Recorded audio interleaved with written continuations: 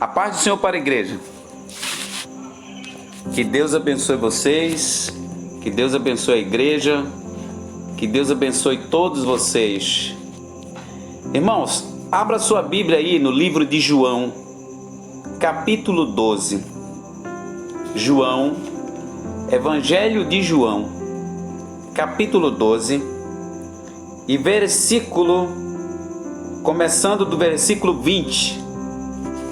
Nós vamos ler do 20 até o 26. Só 6 versículos. E aí eu vou deixar bem tempo para vocês louvarem aí, cantarem ao Senhor.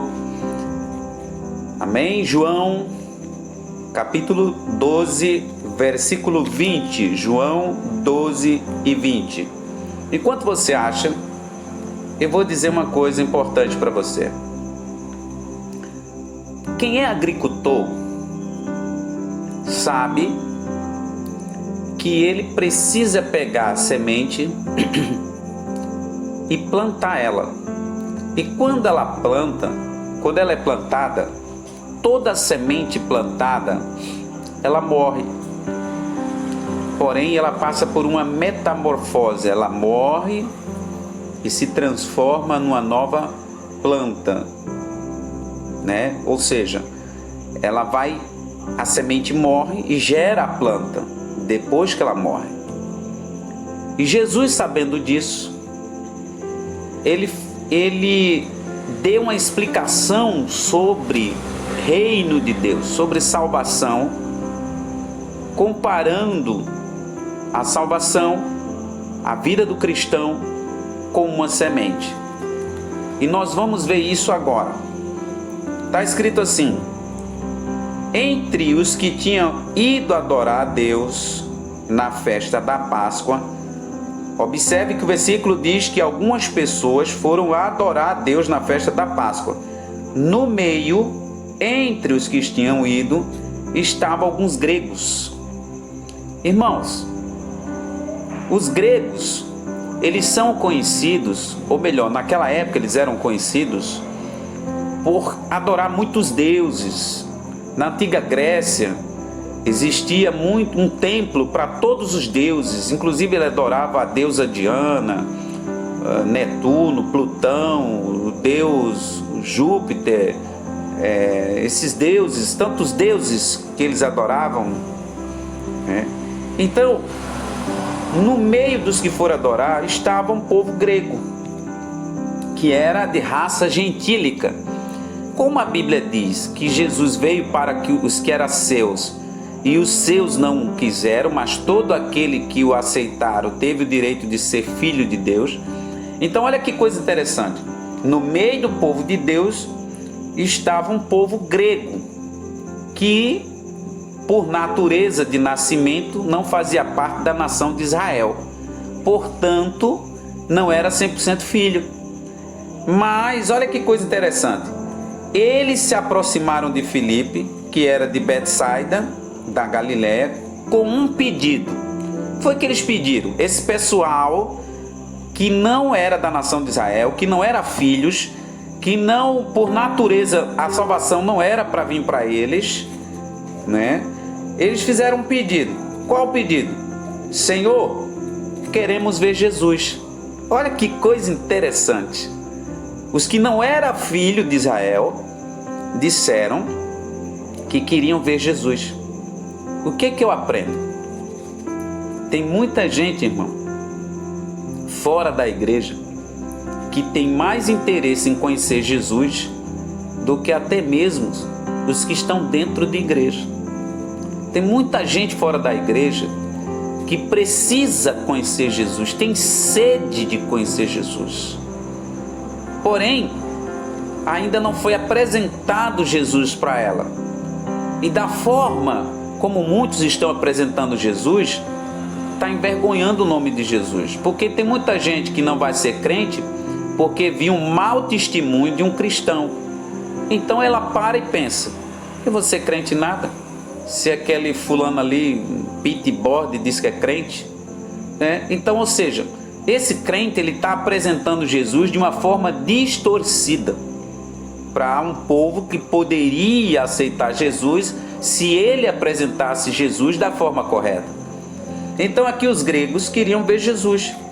Filipe foi dizê-lo a André e os dois juntos disseram a Jesus, né? Olha, mestre, os gregos estão querendo te ver aí, povo de outra nação. Jesus respondeu: chegou a hora de ser glorificado o Filho do Homem.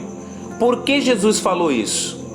Porque Jesus, ele veio para o que era seu, mas os seus não quiseram. Mas todo aquele que aceitou Jesus tem o direito de ser chamado Filho de Deus. Então qualquer pessoa que aceita Jesus, né, que mesmo não sendo da nação de Israel, aceita Jesus, aceita o sacrifício de Jesus, ele está glorificando a Jesus. É por isso que a Bíblia diz que há mais festa no céu por um pecador que se arrepende do que por 99 que não necessita de arrependimento. Quando uma pessoa de fato entrega a vida para Jesus e aceita Jesus, os anjos fazem festa. Por quê? Porque é menos um que está se livrando do inferno, da condenação eterna. Por quê? Porque o inferno ele não foi feito para os seres humanos, foi feito como castigo para o diabo. Porém, muitos seres humanos vão para lá porque ao invés deles se tornarem a imagem e semelhança de Deus, eles estão se tornando a imagem e semelhança de Satanás. E por isso essas pessoas, elas estão indo para o inferno, porque elas já estão com aparências, atitudes, os pensamentos igual ao do diabo. Então Jesus disse aqui: chegou a hora de ser glorificado o Filho do Homem. Digo verdadeiramente que se o grão de trigo não cair na terra e não morrer, continuará só. Por que Jesus falou isso? Porque na verdade Jesus estava falando de uma técnica de plantio. Ele estava usando a técnica do plantio para falar das grandezas de Deus. Ele estava usando uma parábola para abrir a mente das pessoas. Porque veja bem, que eu falei no início da mensagem, se o grão de trigo não cair, primeiro ele precisa cair na terra e depois ele morrer. Porque se ele não morrer, ele continuará só. Mas se morrer, dará muito fruto. Ou seja, o que significa se morrer dá muito fruto? Significa que quando a semente morre, ela gera uma planta, gera uma árvore e vai dar muito fruto. Quando você planta uma semente de manga, essa manga ela vai morrer. A casca dela, ela de dentro dela brota uma outra estrutura que vai gerar a planta. E aí, depois de 3, 4 anos, começa a dar manga. Se você planta uma semente de mamão, a semente se abre, ela morre e nasce o pezinho do mamão, que vai dar muitos mamões, né? Ou seja, se tudo que você planta, a semente morre, quando ela gera a planta, aquela planta vai gerar muito fruto. Mas se não morrer, ela vai continuar sozinha. Então o que Jesus estava dizendo? Jesus estava falando que tem muito crente, muitas pessoas que dizem aceitar Jesus, mas ela não morreu. Ela não morreu. Ela não é uma semente que morreu, ela ainda continua a mesma semente. Então o que significa morrer? Significa morrer para a velha natureza, abandonar os velhos costumes que afastavam você de Deus. Ou seja, abandonar a mentira, o engano, as coisas do mundo, os desejos do mundo, a lascívia do mundo. Porque a Bíblia diz que quem se faz amigo do mundo não é amigo de Deus. Então, o que Jesus está dizendo aqui? Se o grão de trigo não cair na terra e não morrer, continuará só. Mas olha que coisa nós vamos aprender nesse trecho aqui. Primeiro Jesus disse se o grão de trigo não cair. O que significa cair no contexto da interpretação do texto? Significa humilhar. Se humilhar. E quem representa o grão de trigo? O ser humano. Se o grão de trigo, que é o ser humano, não se humilhar e não morrer, ou seja, ele cair significa se humilhar, morrer significa abandonar, tá certo? Morrer, ser humilhado, abandonar para nascer uma nova criatura. Mas se morrer, dará muito fruto. E isso aconteceu com Jesus. Não porque Jesus tivesse pecado, mas você veja o quanto Jesus caiu, foi humilhado, foi morto. Mas a morte de Jesus gerou muitos frutos. Você veja que hoje a gente prega o evangelho porque Jesus morreu. Porque ele, como semente, morreu, foi humilhado, ele caiu, foi humilhado, torturado, ele caiu na terra, simbolicamente falando, ficou lá 3 dias morto, mas quando ressuscitou, ele se tornou essa árvore frondosa, que deu fruto e dá fruto até hoje, e nunca vai parar de dar fruto, porque a Bíblia diz que o reino dele jamais terá fim, então ele jamais vai deixar de dar fruto. Jamais o reino do Senhor Jesus vai parar ou vai perecer. Por quê? Porque o que ele está ensinando, ele viveu. Significa também que quem prega tem que viver o que prega. E não só dizer, faça aquilo e essa pessoa não faz. Também significa que o crente, ele não pode simplesmente dizer para os outros que não faça coisa errada quando ele faz. Então o crente tem que viver o que prega. Aqui Jesus estava mostrando que Jesus também ia cair, ia ser humilhado, ia ser morto, mas a morte dele ia gerar muitos frutos. Então o que Jesus disse? Se o grão de trigo não cair e não morrer, continuará só. Pastor, me explica melhor. Eu estou entendendo, mas eu quero que a minha mente se clareie. Significa o seguinte: se você entra pela porta de uma igreja e você vem para o culto, vem para Jesus, e você não morre a sua natureza, você não se humilha na presença de Deus e não mata a sua velha natureza, você jamais vai dar muito fruto, você vai ficar só. Significa que você não vai produzir nada, você não vai. Daí o motivo porque é que muito crente que aceitou Jesus e não ganha alma para Jesus é porque ele não morreu. Ele não gerou, ele não se transformou numa planta que vai dar fruto. Ele ainda é semente. Toda pessoa que está dentro da igreja e não tem prazer de pregar o evangelho para outras pessoas é porque ela não morreu. Então, portanto, ela não pode gerar fruto. Ela só pode gerar fruto quando ela morrer, quando ela matar a velha natureza, o velho homem, o velho ser, a velha maneira de viver e nascer de novo, ou seja, se transformar numa árvore que dá muito fruto. Então Jesus disse aqui, o que ele diz aqui? Mas se morrer, dará muito fruto. Aí ele diz no 25, aquele que ama a sua vida, a perderá. Nossa, pastor, o que significa isso? Aquele que ama a sua vida, a perderá. Significa que tem pessoas que investem mais nas coisas que vão ficar do que nas coisas que vão subir. Ou seja, tem pessoas que se preocupam mais com casa, carro, emprego, vida boa e não busca Jesus. Ela não entrega a vida a Jesus, ela não prioriza Jesus.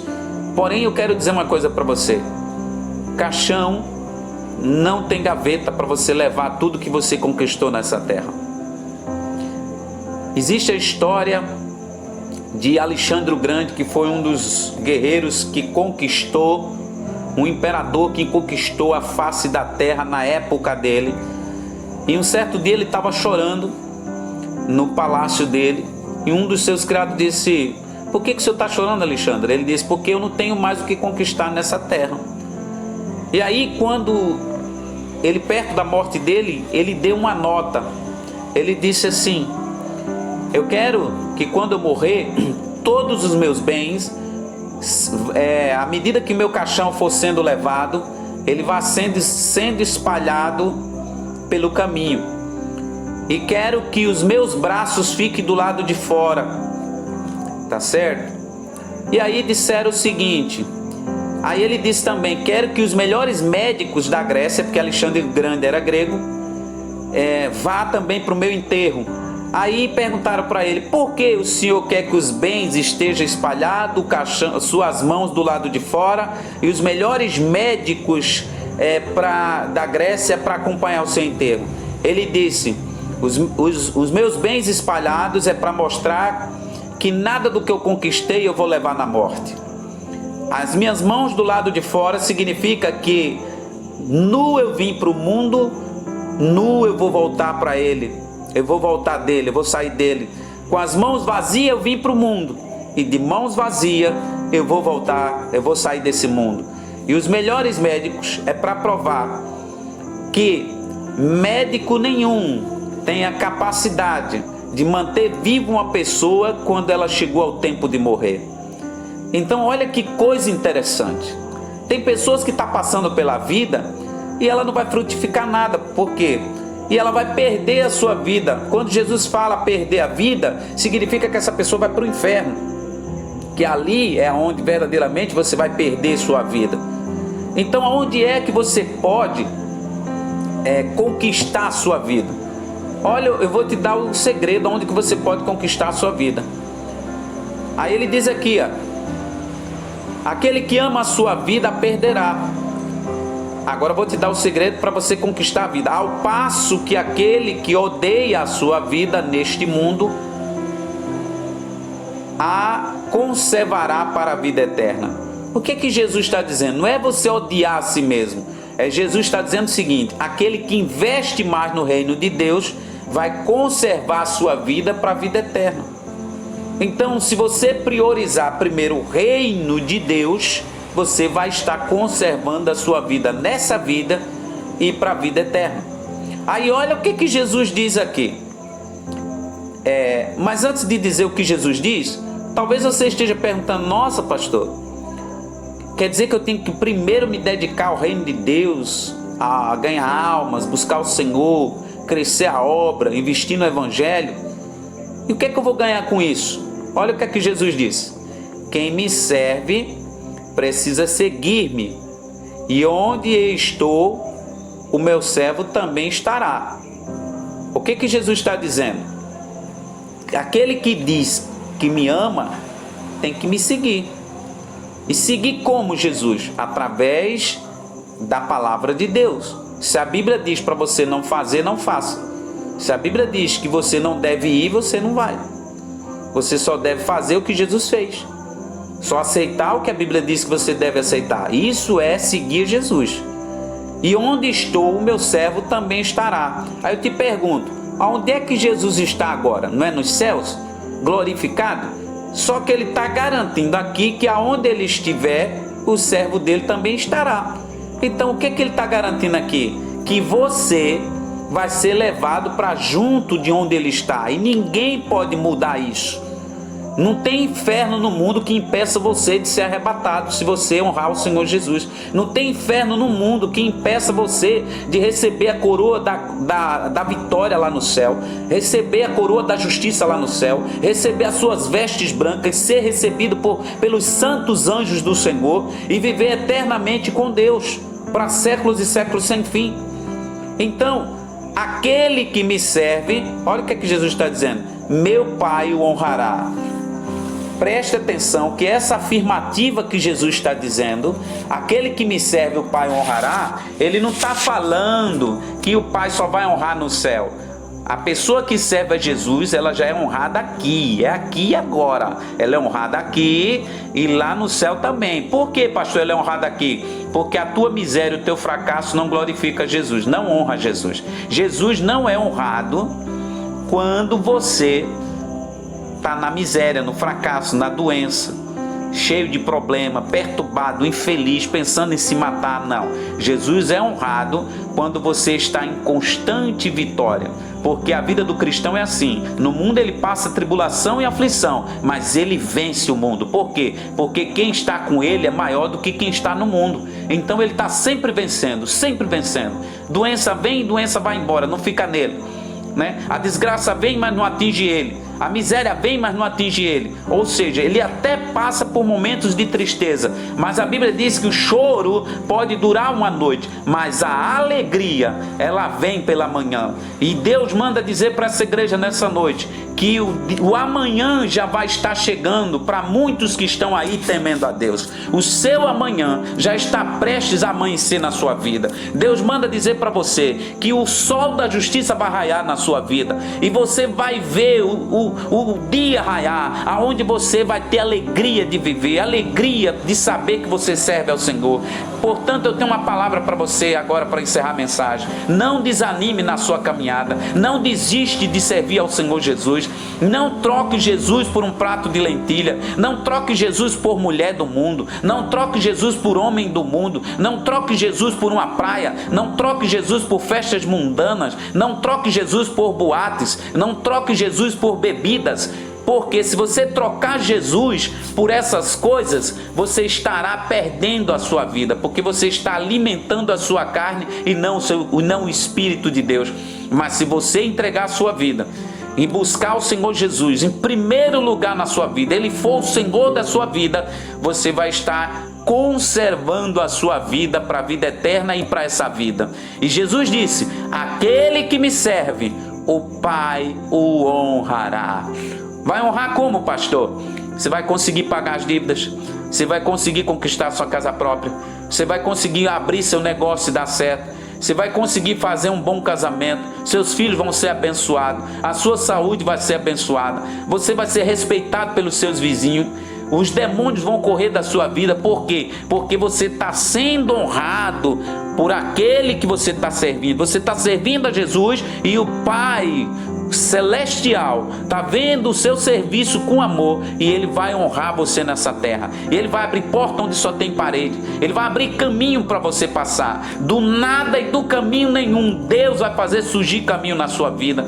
Você vai ver que nada nem ninguém vai parar a sua marcha nem o seu caminho. Por quê? Porque você decidiu servir ao Senhor Jesus, você decidiu morrer para essa vida, você é uma semente que morreu. Então agora você vai se transformar numa árvore que vai dar muitos frutos e o nome de Jesus vai ser glorificado na tua vida. Amém, igreja? Que Deus abençoe a pastora Lourdes, que Deus abençoe essa igreja e que eu amo de coração. Amém? Fiquem com Deus.